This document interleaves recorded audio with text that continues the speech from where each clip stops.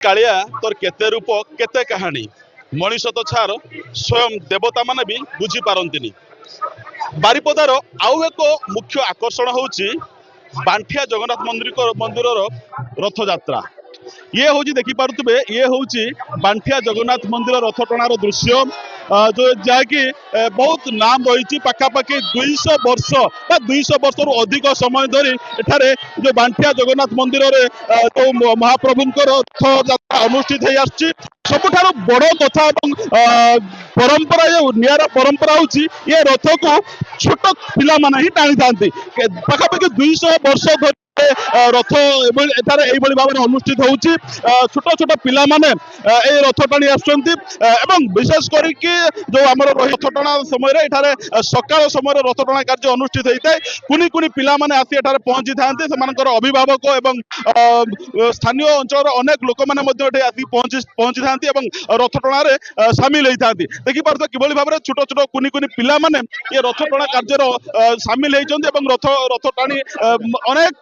खुशी मध्य होउचंती कोन कहबो आज होउची ए जो गुडे नियारा दृश्य जे एठारे छोट छोट पिला मानको मध्य एठारे सुजोग मिलिताय रथ टाणिया पई। नमस्कार जय जगन्नाथ समस्त को रथ यात्रा रो अनेक शुभेच्छा और शुभकामना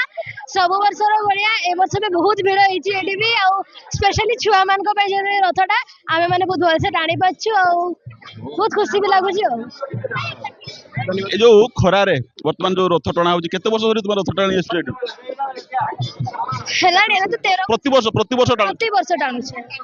केते खुशी लागु जे गोटे छोट छोट छुआ मान को गोटे सुजोग थाए बहुत बहुत बहुत खुशी लागुची जे छुआ मान को भी एडी टाणी देबे काकरा बड़ मंदिर तो बहुत भीड़ थाए आमे डर लागे सेट को जिबा पे तो सेडो खाली देखु थाउ बट एडी आमे रथ टाणी परथो तो भल लागे जे सुजोग मिलदा रथ टाणवा पे। निश्चित भाव में देखो एठारे कुनी कुनी पिला माननको मध्य कुनी पिला माननको मध्य एठारे सुजोग मिलता है। आज्ञा कौन कहबे आपण आछन देखि पारथि ये गोटे नियारा दृश्य बारिपदा शहर रे एवं जो द्वितीय श्रीक्षेत्र तो रथ गडुची किंतु बांठिया जगन्नाथ मंदिर जो बड़ दांड रही से बड़ दांड रे आज रथ गडुची देखो द्वितीय श्रीक्षेत्र विभिन्न नियारा अनुभूति एठी अछि। रथ यात्रा परदिन बारिपदा रथ यात्रा टणा जाए तार गोटे दिन पर द्वितीय दिन रे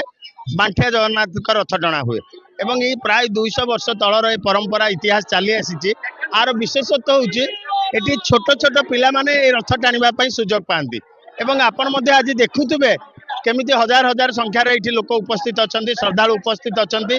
आर गोटे नियारा अनुभूति अच्छी लोक बहुत उत्साह अच्छा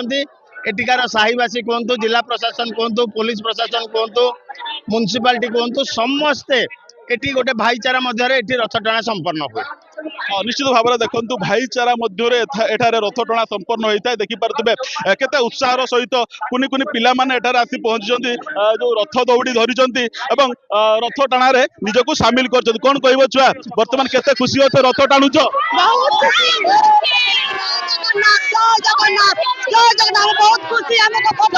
देखि पारथुबे वर्तमान समय रथ गड़ी चली माउसीमा मंदिर सामने किछि समय मध्य पहुंचबो एवं समस्ते उत्साहर सहित रथ दौड़ी धरी रथ टाणुचंती रथ गड़ी गड़ी चली ये जो परंपरा निश्चित भाव में आम जो भाव में कथा होते